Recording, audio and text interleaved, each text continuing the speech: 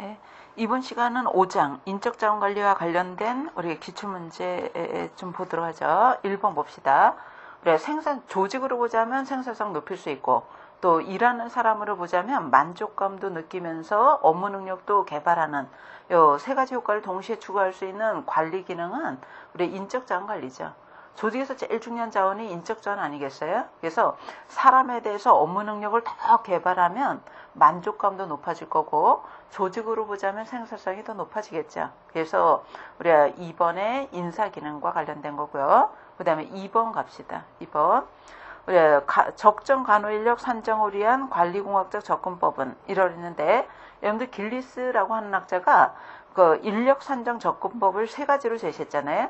기술적, 서술적 방법, 산업공학적 방법, 관리공학적 방법 세 가지로 제시했습니다. 그 중에서 이 보기에서 우리가 관리공학적 방법을 설명한 것 이런 문제죠. 1번 보시면은 관리자 경험에 근거로 해서 주관적. 여러분들 관리자가 개인적 경험에 근거했다. 주관적으로 산정한다. 요거는 서술적 방법을 설명한 겁니다. 그 다음에 2번에 의료법에 나와 있는 거를 그대로 따라서 인력을 산정했다. 여러분들 어떤 근거가 없이 외부에서 정한 그대로를 따라서 우리가 산정했더라도 서술적 방법에 들어가는 거예요. 부정확하다는 거예요. 네. 그래서 1, 2번은 서술적 방법이고 그 다음에 3번 보시면은 그 간호활동을 분석을 했다. 요 활동별로 시간을 측정을 했다. 그 다음에 인력을 산정을 했다. 요거는 산업공학적 방법입니다. 산업공학적 방법은 활동마다 다 시간을 측정하고요. 그 활동이 몇 번 이루어지는가 이런 것들을 계산해서 총 간호 시간을 우리가 간호활동 시간을 측정을 해서 산업공학적으로 측정을 해서 인력 산정하는 방법을 산업공학적 방법이라고 그러는 거죠. 여러분들 서술적 방법이나 산업공학적 방법이 간호사 중심인 거예요. 간호사가 개인적인 주관적으로 설정한다. 서술적. 간호사 활동을 다 분석을 해서 시간을 측정한다. 산업공학적이고요. 여기서 4번이 관리공학적 방법을 설명하죠.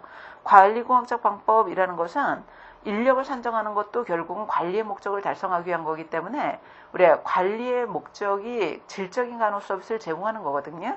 그럼 환자에게 질적인 서비스를 제공하려면 인력을 산정할 때 간호 요구에 맞아야 되는 거예요. 우리 환자의 간호 요구에 근거해서 인력을 산정을 해줘야 된다는 거죠. 그래서 그 4번에 보시면은 우리 환자의 간호 요구도에 따라서 유형을 분류하고 그 유형에 따라서 우리가 간호 시간을 측정을 해가지고 우리가 간호사 대 환자의 비율을 결정하는 것을 우리가 관리공학적 접근이라고 합니다. 그래서 여기서는 4번이 되는 거죠. 관리공학적 접근은 환자 중심이다. 이렇게 보시면 되고 환자의 간호 요구도를 고려해서 인력을 산정을 하는 방법입니다. 우리가 분류체계라는 도구가 이용되는 방법이죠. 답은 4번. 그 다음에 3번 보도록 하죠. 병원에서 인적자원관리가 왜 중요하냐 이렇게 얘기했는데요. 여러분들 병원에서 우리 어떤 조직이든 인적자원이 아주 중요합니다. 결국 자원 중에 가장 중요한 자원이 인적자원이거든요. 그래서 병원 관리에서 가장 중요한 자원이 인적자원인데 그 병원 관리 중에서도 병원 안에서 우리 그 3번의 문제는 뭐라고 그래야 되냐면 병원에서 인사관리가 중요한 이유라기보다 병원에서 간호인사관리가 중요한 이유로 문제를 바꾸셔야 돼요. 그래야지 답에 맞거든요. 여러분 병원 조직에서 간호 조직의 인사관리가 중요한 이유는 우리가 조직은 다 인적자원이 제일 중요한데 우리 병원 안에서의 인적자원 중에서 인력 중에서 가장 많이 차지하는 게 간호 조직 인력이에요. 그렇기 때문에 병원 조직 관리에서 간호 조직의 인사관리가 중요하다. 이렇게 볼 수 있다는 거죠. 그래서 답은 우리 4번입니다. 간호 조직이 병원에서 우리 인적자원에 차지하는 비중이 높기 때문에 그렇다는 거예요. 그렇기 때문에 문제를 병원 조직에서 간호 조직의 인사관리가 중요한 이유 이렇게 문제를 조금 수정을 해주셔야 되는 거죠. 그 다음에 4번 갑시다. 우리가 인사관리의 중요성 이라고 했는데요. 우리가 조직에서 일하는 사람 중심으로 관리하는 거잖아요. 우리가 인적자원 관리가 중요한 이유는 근무효율을 더 높일 수 있다는 거예요. 그래서 기업법 맞는 거고요. 그 다음에 조직의 목표를 달성하기 위해서 효율적 경제적인 업무 수행이 가능하다. 일하는 사람을 동기부여하게 되면은 그 업무를 열심히 하기 때문에 조직 목표 달성을 효율적으로 달성할 수 있다. 니은번도 잘 설명을 한 거고. 그 다음에 디귿번에 보시면은 정확한 인력 수요 산정을 위해서 유능한 전문 인력을 우리가 활용할 수 있다. 그래, 그 정확한 인력 수요를 산정하게 되면은 우리가 인력을 좀 더 유능한 전문 인력을 활용할 수 있다. 이렇게 복원이 되는데요. 뭐 그렇다기보다 그 인력을 그 유용하게 잘 활용할 수 있다는 거예요. 그런 의미로 그냥 해석을 해주세요. 그래서 수요를 잘 산정해서 인력을 배치하게 되면 인력이 낭비된다던가 부족하다던가 이런 게 없이 유용하게 잘 활용할 수 있다. 이런 얘기죠. 그래서 디귿번도 그렇게 이해하시고 맞는 거로 이해하시면 좋을 것 같고요. 리을번에 보시면은 교육과 훈련을 통해서 직원의 최소한의 능력, 최소한이 틀린 거죠. 그래, 교육훈련이라던가 뭐 인사국가라던가 경력개발이라던가 이런 개발 관리를 통해서 갖고 있는 잠재 능력을 제대로 발휘할 수 있도록 할 수 있기 때문에 중요하다. 이렇게 얘기해야 되는 거예요. 그래서 답은 2번이 되는 거죠. 그 다음에 5번 갑시다. 인력선정 접근법. 우리 앞에서도 얘기했듯이 접근법이 세 가지라고 했잖아요. 서술적, 산업공학적, 관리공학적 이라고 그랬죠. 방법을 옳게 설명한 것이 뭐냐라고 그랬는데 기억번에 보시면은 업무 수행의 유형, 업무 수행의 빈도, 난이도를 산출하는 방법이 산업공학적 방법이다라고 그랬죠. 여러분들 그 간호 업무 유형, 업무 수행 빈도, 난이도를 고려하는 것이 산업공학적 방법이다라고 그랬는데 우리가 업무의 그 산업공학적 방법이다. 예?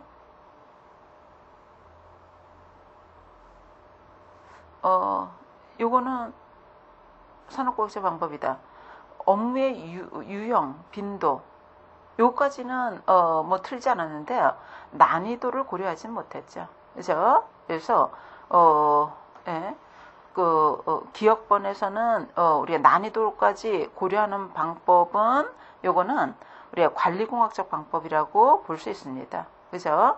우리가 산업공학적 방법 같은 경우는 우리가 어떤 업무가 있는가, 이게 몇 시간 들어가는가 측정을 해서 우리가 빈도수도 고려하는 건 맞아요. 그런데 난이도까지는 고려를 못하죠. 산업공학적 방법은. 그래서 이거는 옳지 않고요.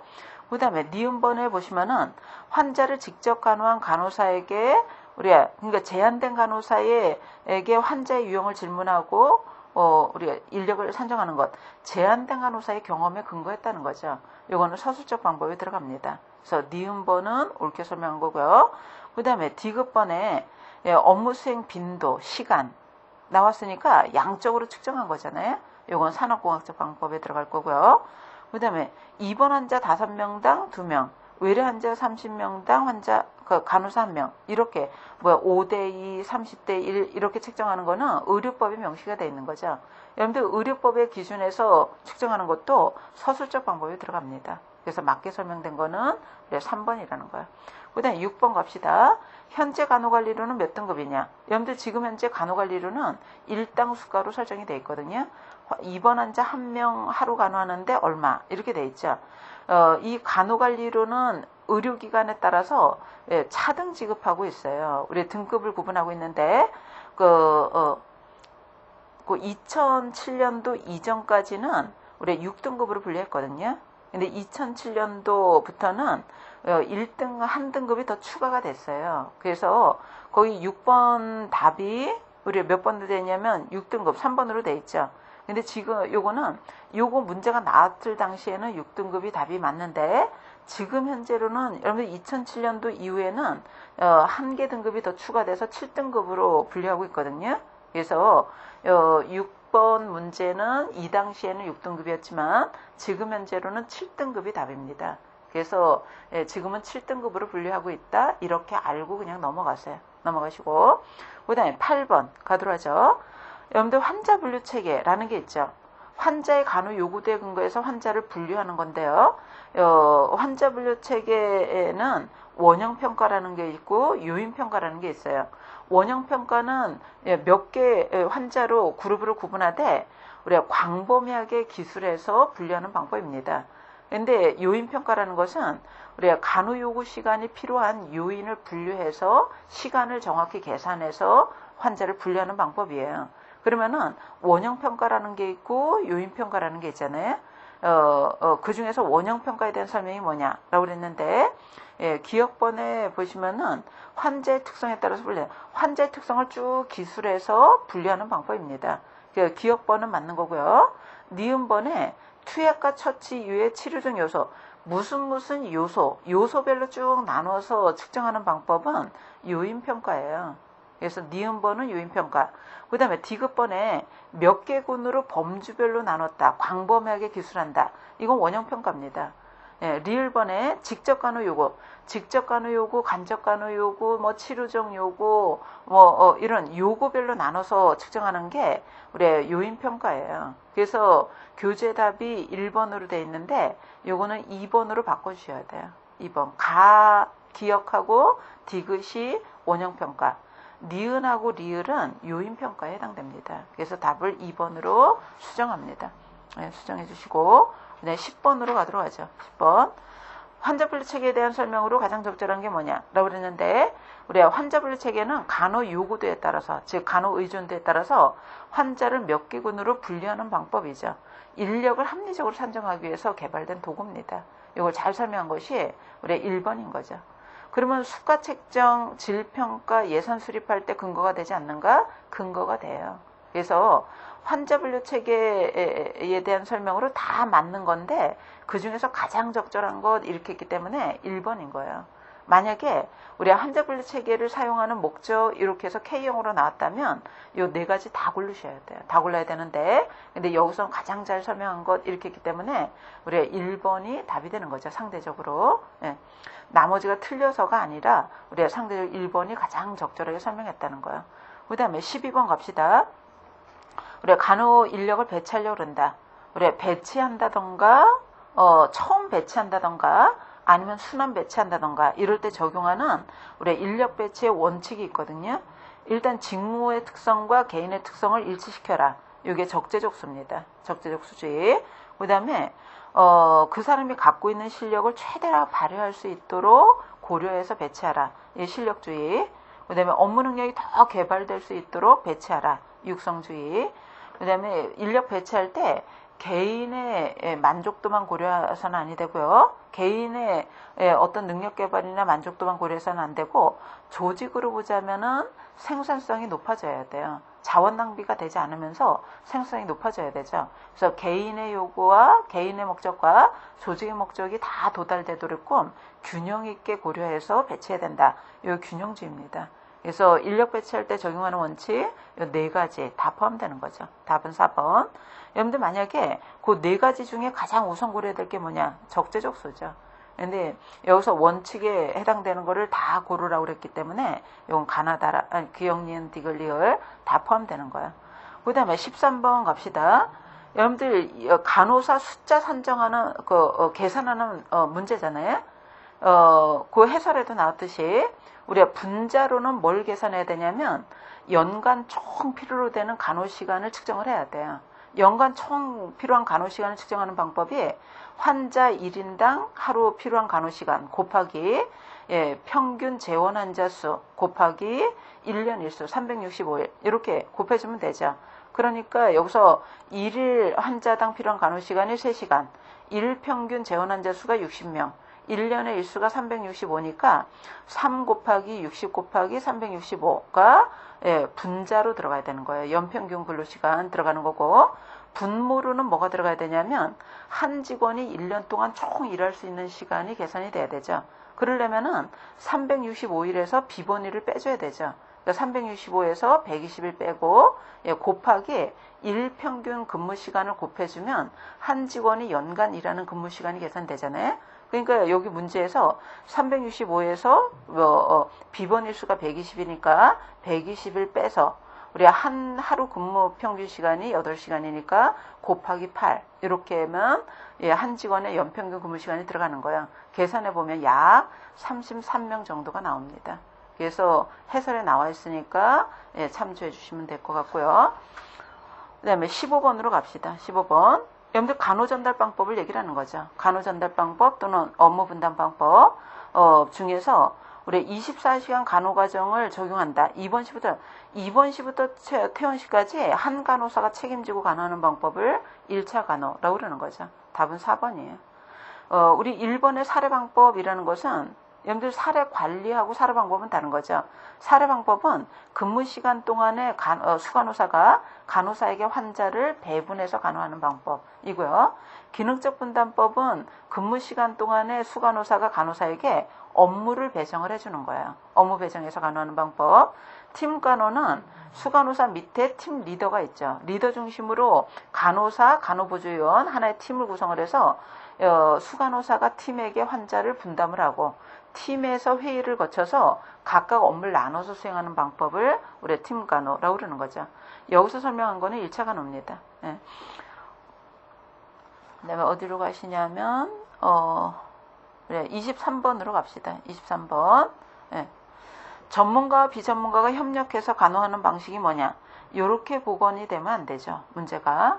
그래서 정확하게 문제가 복원되지 못해서 우리가 어쨌든 전문가와 비전문가가 하나의 팀을 이룬다는 거잖아요. 팀을 이뤄서 간호하는 방법을 팀 간호라고 그럽니다. 여러분들 우리 교재의 답이 아마 4번 모듈 간호법으로 되어 있는데요. 23번의 답은 4번보다 2번을 하셔야 돼요. 팀 간호법. 왜 그러냐면 우리가 간호사와 전문인과 비전문인이 하나의 팀을 이루어서 간호하는 방법을 팀 간호라고 그러는 거죠. 모듈 간호가 답이 되려면 어떤 얘기가 있어야 되냐면 전문가와 비전문가가 팀을 이루어서 간호하되 입원시부터 퇴원시까지 이 팀에서 담당한다는 얘기가 있었어야 돼요. 그래서 우리가 요거 자체로만 답을 고르자면 팀 간호를 고르셔야 되고 모듈 간호법은 팀 간호하고 같은 건데 근데 처음에 입원할 때부터 퇴원시까지 이 팀에서 담당한다는 얘기가 있어야지 4번이 답이 되는 거야. 그래서 이 문제만 복원되는 걸 봤을 때 문제 복원 그 자체로 보자면은 팀 간호가 더 답에 가까운 거죠. 그래서 이거는 2번으로 수정하는 게 맞는 걸로 보여집니다. 그 다음에 25번 가도록 하죠. DRG 적용 시 질환의 효과적인 간호 적용 방법이 뭐냐라고 그랬는데 여러분들 우리가 병원에 DRG 사전수가 제도인 DRG가 도입이 됐잖아요. 환자 질병군에 따라서 수가가 딱 정해지는 거죠. 이렇게 되면은 우리가 그 환자에 맞게끔 환자의 수가가 정해져 있기 때문에 입원 기간도 대부분 최소한도로 정해질 거고 그 기간 안에 모든 서비스가 다 제공되도록 우리가 관리를 해줘야 되는 거예요. 그래서 이 DRG가 적용되면서 병원에 도입된 방법은 건강 서비스입니다. 건강 서비스인데 우리가 요 건강 서비스라는 방법이죠. 요 건강 서비스는 매니지드 케어예요. 매니지드 케어. 그죠? 관리된 간호법이라고도 하고 건강 서비스라고도 그럽니다. 그래서 사전수가 제도가 도입되면서 정해진 기간 안에 서비스가 끝내지도록 서비스가 미리 관리가 돼 있다는 거예요. 정해진 서비스가 순서대로 제공되는 것을 건강 서비스, 매니지드 케어, 관리된 간호법이다. 이렇게 얘기하는 거죠. 이 관리된 간호법을 적용하기 위해서 이용되는 도구가 우리 CP라고도 하고 CPM이라는 도구를 쓰죠. 근데 이 관리된 간호법, 우리가 서비스를 체계적으로 우리가 순서에 맞게끔 제공하되 이 매니지드 케어를 제공하되 우리가 케이스에 맞게끔 서비스 건강 서비스가 제공되는 것을 이 안에서도 우리가 뭐라고 그러냐면 이 건강 서비스 안에서도 케이스마다 건강 서비스가 제공되는 것을 우리가 이걸 뭐라고 그러냐면 사례 관리라고 그러는 거예요. 사례 관리. 우리가 이거 케이스 매니지먼트라고 그러는 거죠. 매니지먼트라고 그럽니다. 그러면은 우리가 DRG가 도입되면서 병원 도입된 방법은 이거고요. 우리가 적합한 방법은 뭐냐?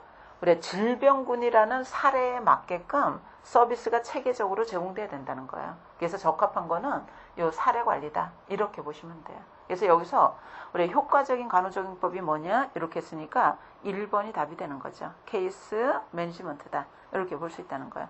그래서 욕을 물을 때가 있고 요 사례 관리 물을 때가 있고 여기서 사용되는 도구인 CP를 묻는 경우가 있어요. 그래서 그거 여기서는 1번입니다. 적절한 것이라고 했으니까. 그 다음에 26번 보도록 하죠. 업무 분담 체계에 대한 설명으로 옳지 않은 것. 우리가 업무 분담 체계라고도 하고 간호 전달 방법 이라고 들으죠. 예, 설명으로 옳지 않은 게 뭐냐. 1번에 기능적 방법 같은 경우는 근무 시간 동안에 수간호사가 간호사에게 기능을 나눠주는 거예요. 업무를 나눠줘서 간호 수행을 하는 방법을 우리가 기능적 분담법이라고 그러는 거죠. 답 1번은 맞는 거고요. 2번에 팀 간호 방법 같은 경우는 전문직 간호사가 팀 리더가 되는 거고 요 전문직 간호사, 비전문직 간호사가 하나의 팀을 이루어서 간호하는 방법을 우리가 팀 간호라고 그럽니다. 그래서 2번도 맞는 설명이고요. 3번에 우리가 모듈 방법이라고 하는 환자를 담당하는 간호사가 정해지면 그 간호사가 모든 걸 책임진다. 요거는 1차 간호법을 설명한 거죠. 여러분들 모듈 방법은 팀 간호하고 1차 간호 방법이 합쳐진 거라고 그랬잖아요. 우리 이론 수업에서 했었죠. 그래서 팀 간호하고 1차 방법이 합쳐진 거니까 우리가 팀을 이뤄서 간호를 하되 환자를 담당하는 팀이 정해지면 우리 퇴원시까지 그 팀에서 간호에 관한 모든 것을 책임지는 방법입니다. 그래서 3번을 설명하는 1차 간호고요. 모듈 방법은 1차 간호법하고 거의 같은데 그 처음부터 끝까지 팀에서 담당한다고 그래야 돼요. 그래서 3번이 옳지 않은 거고요. 4번에서는 고도로 훈련된 전문인이 대상자를 위해서 의료 서비스를 직접 제공하기도 하고 조정도 하고 우리가 정해진 기간 안에 환자에 필요되는 여러 가지 서비스를 제공하도록 관리하는 방법은 사례 관리라고 그러는 거죠. 사례 방법은 근무 시간 동안에 환자가 분담되는 거예요. 그래서 그 근무 시간 동안에 근무 시간 동안에는 담당하는 간호사가 있는 거죠. 그래서 5번도 맞는 설명입니다. 답은 3번이 되는 거죠. 그 다음에 33번으로 갑시다. 33번. 33번은 뭐에 대한 거냐면 근무평가법이라고 그랬는데 근무평가라고도 하지만 근무성적 또는 인사고가, 인사평가 이렇게 얘기를 하죠. 여러분들 일정 기간 동안에 근무한 성과에 대해서 성적에 대해서 우리가 평가하는 방법에 대한 거잖아요. 우리 이론 수업 시간에 뭐를 했었냐면 그 근무 성적 평가할 때 사람과 사람을 비교해서 평가하는 방법이 있고 행위에 초점을 두고 평가하는 방법이 있고 결과에 초점을 두고 평가하는 방법이 있었잖아요. 여러분들 어떤 행위에 초점을 두고 평가하되 평가되는 요소에 대해서 높고 낮음으로 평가하는 것을 도표식이라고 합니다. 도표식 우리가 평정척도법이라고 그러는 거죠. 답은 1번인 거예요. 1번. 요거하고 뭐하고 혼동될 수 있냐면 여기는 보기로 나오지 않았지만 우리가 행위기준 그 평가척도법이라는 게 있었었죠. BARS라는 게 있는데 도표식하고 BARS 방법은 어떻게 차이가 있냐면 도표는 높고 낮음만 측정을 하는 거예요. 근데 요 지표마다 행위에 대한 것이 설명되어 있으면은 행위 기준 우리 평정척도법입니다. 그래서 고기에 혼동되면 안 되고요. 여기서는 어쨌든 BARS 방법이 안 나왔으니까 1번인 건 다 아시겠죠. 그런데 2번의 서열법 같은 경우는 사람 대 사람을 비교해서 순위 쭉 설정하는 거고, 그 다음에 그 최근 사건 기록법 같은 경우에는 우리가 기록지를 이용해서 평가하되 우리가 사건 중심으로 평가하는 방법. MBO는 상업자 간의 공동 설정한 목표에 의해서 결과 중심으로 평가하는 방법. 강제할당법이라는 것은 사람 대 사람을 비교해서 우리가 그 평가하되 미리 최상은 몇 퍼센트, 상은 몇 퍼센트, 중은 몇 퍼센트 미리 배분을 해놓는 거예요. 배분해서 기준 인물하고 평가되는 인물하고 비교해서 배분하는 방법입니다. 그래서 여기서 설명한 거는 1번인 거죠. 그 다음에 33번 봅시다. 관리자가 모든 간호사들의 근무 점수를 그냥 중간 점수대로 쭉 준다. 요거는 중심화 경영을 설명한 거죠. 중심화라고도 하고 집중화라고도 그러는 거야. 그래서 잘한 사람 못한 사람 관계없이 그냥 중간 점수를 쭉 평가하는 걸 얘기를 하는 거죠. 답은 2번. 여러분들 1번은 다 후하게 주는 거예요. 잘하든 못하든 그냥 후하게 평가하는 것. 그 다음에 규칙적 착오, 이거 체계적 착오, 항상 착오, 뭐 일관적 착오 여러 가지로 얘기하죠. 우리가 늘 높거나 늘 낮거나 어떤 그 다른 간호사에 비해서 우리가 가치 판단상의 착오로 늘 높거나 낮거나 이렇게 평가하는 걸 규칙적 착오라고 합니다. 우리가 관대화나 중심화 같은 것이 규칙적 착오의 예라고 볼 수 있어요. 근데 자기 확대 효과는 인위적으로 조작하는 것, 근접 착오는 근접 때문에 발생한 오류를 얘기하는 거죠. 그죠? 그래서 여기서는 우리가 오류 중에서도 중심화 경향, 집중화 경향을 설명한 겁니다. 2번이죠. 그 다음에 34번 갑시다. 우리가 어떤 요소가 우월하다, 우수하다, 다른 요소에 다 영향을 줬다. 이거 후광효과라고 그러는 거죠. 어떤 요소가 탁월하거나 미흡해서 나머지 요소에 영향을 주는 것을 우리가 후광효과라고 합니다. 답은 1번. 우리가 헬로 효과다, 연쇄 효과다, 뭐 이렇게 여러 가지를 부르고 있죠. 2번의 중심화 같은 경우는 중간 점수대로, 관대화는 다 후하게, 그죠? 혼효과 같은 경우에는 반대로 관대한 거는 다 후하게 준다면 혼효과나 완벽주의자 같은 관리자 같은 경우는 그냥 모든 사람을 다 혹독하게 평가를 해버리는 거예요. 요거를 혼효과라고 그러는 거죠. 그 다음에 35번 봅시다. 우리가 하나의 단점 때문에 나머지 요소, 여러분들 하나의 요소 때문에 나머지 요소에 영향을 주는 것은 우리가 호강효과다, 이렇게 얘기한다고 그랬죠. 그죠? 우리가 혼효과는 모두 다 혹독하게, 논리적 오류는 요소와 요소 간에 논리적 상관관계가 있을 때 영향을 주는 걸 얘기하고요. 중심화는 그냥 중간 점수대로 주는 걸 얘기한다 그랬죠. 그래서 답은 1번. 그 다음에 36번 봅시다. 관리자가 부하 직원의 직무 수행을 평가하는 과정에서 발생할 수 있는 혼효과. 여러분들 혼효과 같은 경우에는 완벽주의자 같은 경우는 모든 그 피평가자에 대해서 그냥 혹독하게 평가해 버린다고 그랬잖아요. 이런 걸 혼효과라고 그러는 거죠. 그래서 여기서는 여러분들 1번 같은 경우는 뭘 설명했냐? 중간 점수의 집중적으로 경향으로, 그죠? 이건 중심화, 집중화를 설명했고요. 2번이 혼효과를 설명한 거고, 그 다음에 3번 같은 경우는 그냥 다 좋은 점수, 관대화를 설명한 거죠. 그 다음에 4번 같은 경우는 어떤 평가자가 다른 평가자에 비해서 언제나 후하다, 언제나 나쁘다, 언제나 중간 점수대다. 이거를 해설의 총체적 착오라고 그랬는데요. 총체적 착오보다는 규칙적 착오에 가깝습니다. 그래서 우리가 그 해설의 총체적 착오라고 그랬는데 규칙적 착오로 이해하시는 게 더 바람직해요. 왜냐면 늘 높거나 늘 낮거나 늘 중간 점수대로 주는 거는 우리가 어떤 시스템적으로 오류가 있다는 거예요. 그래서 규칙적 착오 또는 체계적 착오라고도 그러죠. 예, 항상 착오라고도 하고 그걸 설명한 겁니다. 그래서 여기서는 어쨌든 혼효과 같은 경우는 모든 사람은 그냥 실제보다 낮게 평가하는 2번이 답이 되는 거예요. 그 다음에 38번 가도록 하죠. 38번 갑시다. 우리가 모집에는 내부가 있고 외부 모집이 있잖아요. 그죠? 내부의 인적 자원 중에서 모집하는 게 외부 모집, 내부 모집. 외부에 있는 인적 자원 중에서 모집하는 게 외부 모집인 거죠. 여러분들 인턴십 제도, 요거는 외부 모집이 되겠고요. 인턴 제도를 통해서 우리가 모집한다는 거죠.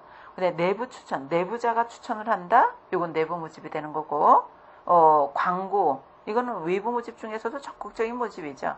근데 4번 같은 경우는 연구자에 의한 추천이다 라고 그랬는데, 여러분들 이게 문제가 나왔을 때요, 내부 추천이 있으니까 확실하게 내부 모집은 2번인 거죠. 근데 4번 같은 경우는 연구자에 의한 추천은 내부로 넣을 수도 있고 외부로 넣을 수도 있습니다.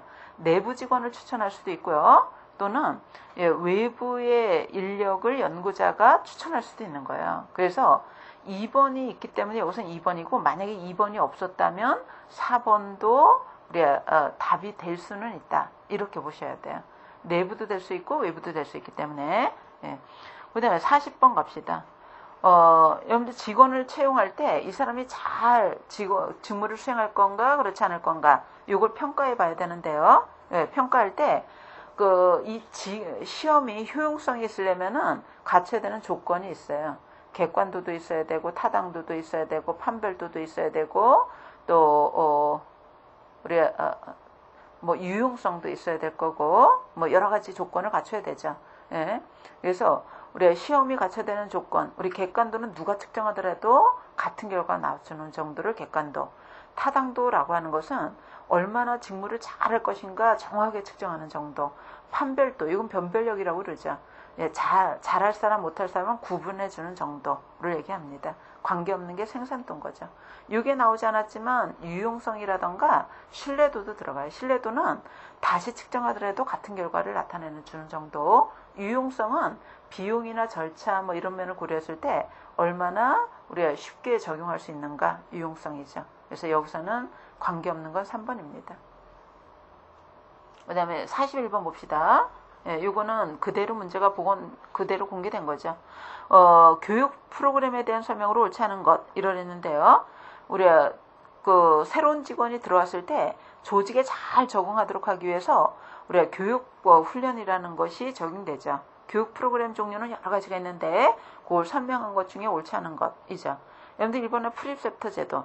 여러분들 신입자가 들어오면은 신입 직원 대상으로 예비 교육, 뭐 유도 훈련, 뭐 이런 것도 실시하잖아요.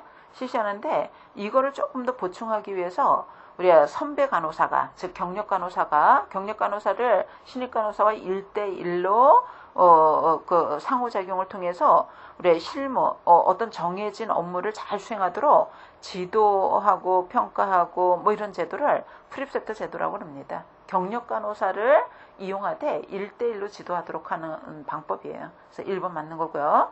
그 다음에 2번에 유도훈련은 신규 간호사가 특정 간호단위 업무를 습득하는 데 목적을 둔다라고 그랬는데 이거는 옳지 않습니다.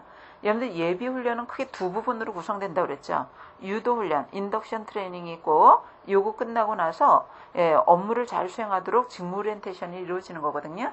예비교육은 유도훈련과 직무 오리엔테이션 이렇게 이루어지는데 유도훈련 같은 경우는 조직 구성원이라면 누구나 다 알고 있어야 되는 것, 누구나 다 지켜야 되는 것, 이런 것들을 알려주는 게 유도훈련이고요. 특정 간호단위에서 업무를 습득하는 것은 요거는 유도훈련이 끝난 직무 오리엔테이션에서 이루어지는 거예요. 그래서 요 2번은 적절한 설명이 아니다는 거고요.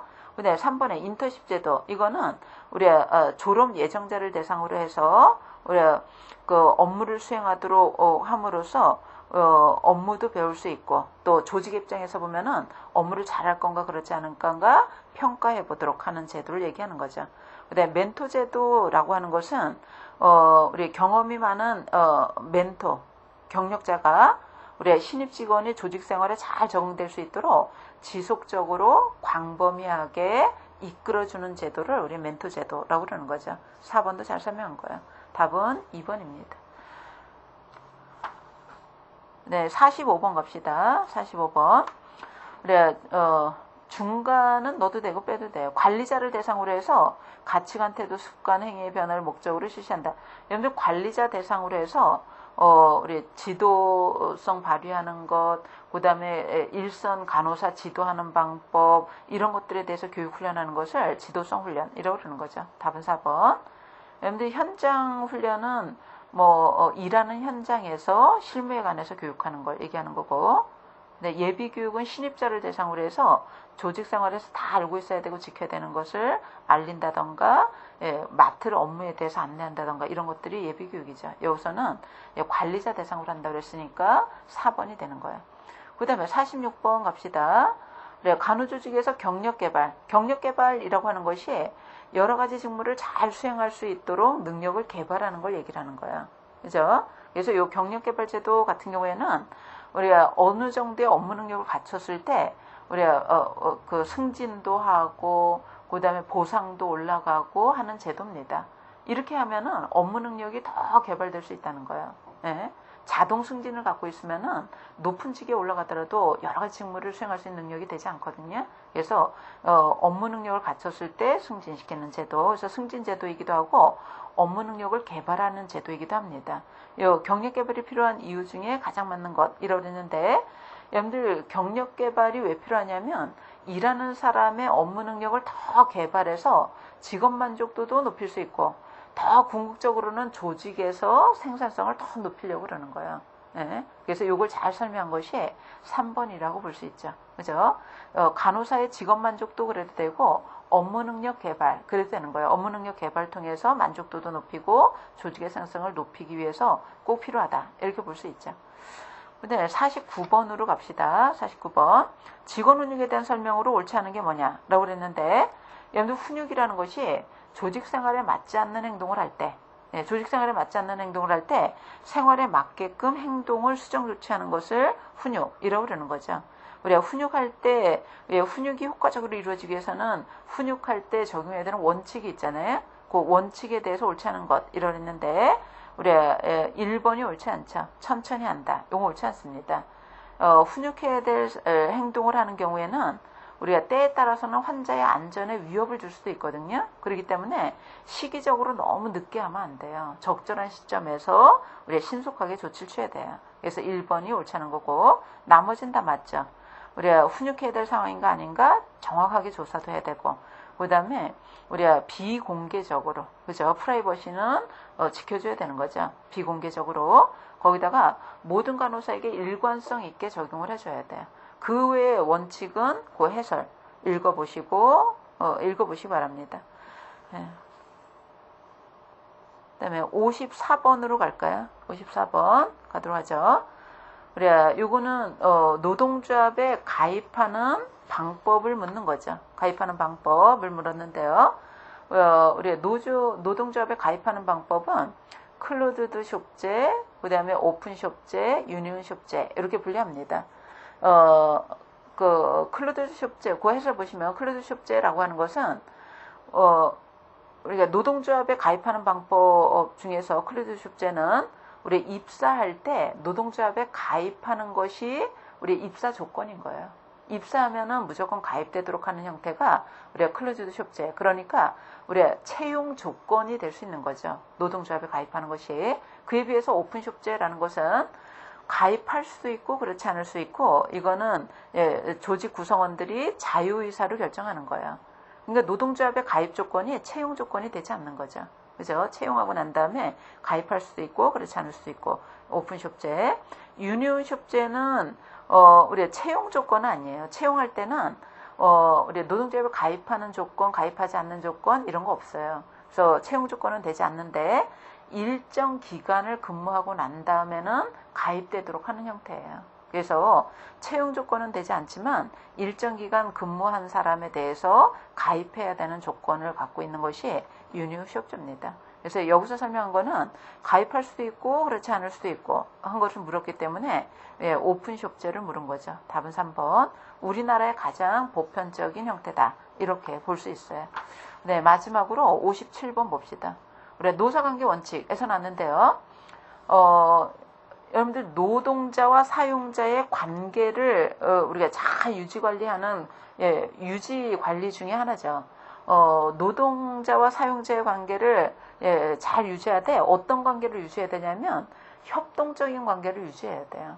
우리가 대립적이라던가 이면적이라던가 뭐 종수적인 관계라던가 이런 건 바람직하지 않습니다. 그래서 노사 관계는 우리가 협조적인 관계가 유지되는 것이 바람직한 거고 협조적인 관계가 유지되도록 관리하기 위해서 적용하는 것이 노사관계 관리 원칙이에요. 관리가 들어가야 되죠. 노사관계 관리 원칙입니다. 그러면은 협조적인 관계가 잘 유지되도록 노사관계 관리할 때 적용하는 원칙으로는 사무적으로 대하는 건 바람직하지 않죠. 오히려 민주적으로 대할 필요가 있겠고. 그래서 1번 틀렸고요. 2번에 의사결정할 때 민주적으로 한다. 우리가 조직 구성원들의 의견을 많이 반영시키고 참여시키라는 거예요. 이거 맞는 설명이고요. 그다음에 상향적 의사소통을 배제한다. 틀리죠.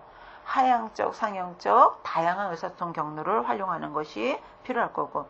그다음에 노동조합은 가장 해결이 어려운 문제부터 우선적으로 해결한다가 아니라 요구한다겠죠. 그죠? 요구한다. 이렇게 설명하는 것도 옳지 않습니다.